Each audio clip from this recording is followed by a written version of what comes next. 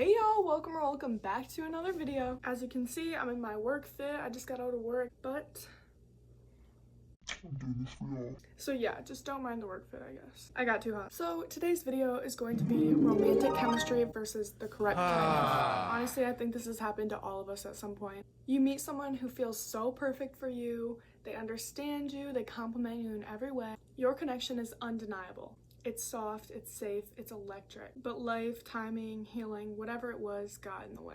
The chemistry is there, yet the confusion powers over it. The love is there, but you have to let go.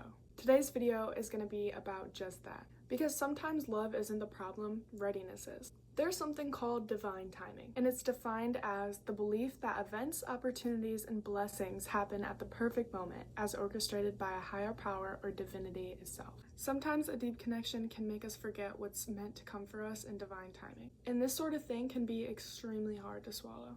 So if you relate to this situation in any way, this video is for you. The beginning comes with the spark of chemistry. The energy between you two is magnetic. It feels like you've known them forever, and at this point you really do want to. This is what the beginning of love feels like. Some signs of this would be having like a literal magnetic pull towards this person, or getting butterflies from a simple look or a text. This kind of chemistry can feel so intense and so beautiful. It feels like something you won't forget, something you are going to remember. I made this video because I've gone through similar things.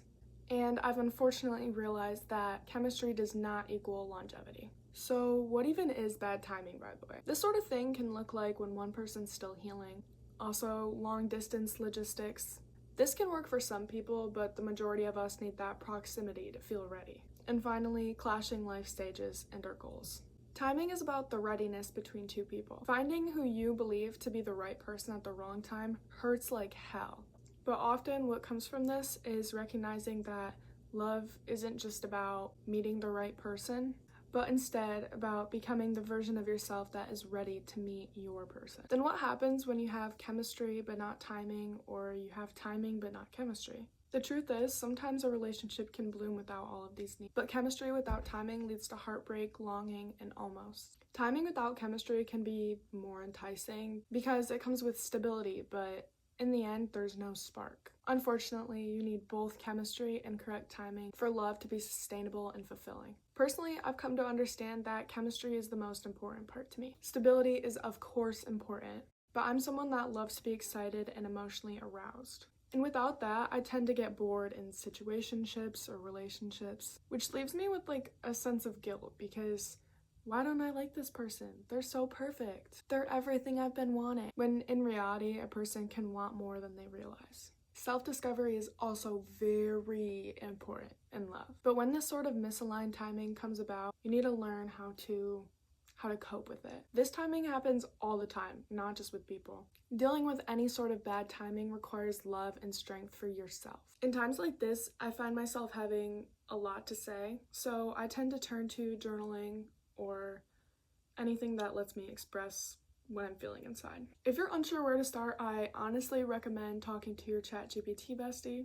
I've had mine give me prompts and talk me through tough situations time and time again. As hard as it is, try to focus solely on your growth as a person. If the relationship didn't work out because the other person still needs to work on themselves, this is even more perfect. I personally wouldn't recommend waiting, but keeping life open. I think just because you love this person doesn't mean you need to close off all other opportunities to love. But of course, this is up to you personally. If you do end up letting go, I think you should let go with love.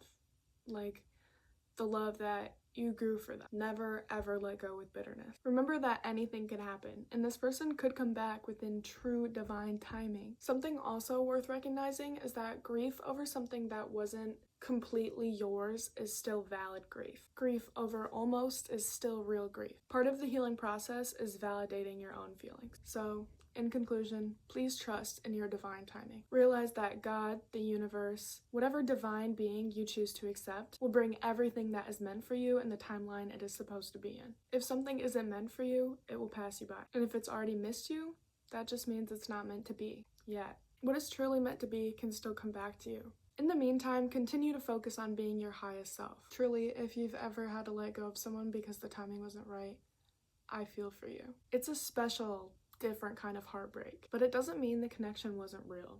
it means that the lesson was. I would love to hear any of your guys' stories in the comments. Have you ever experienced right person, wrong time? What did it teach you?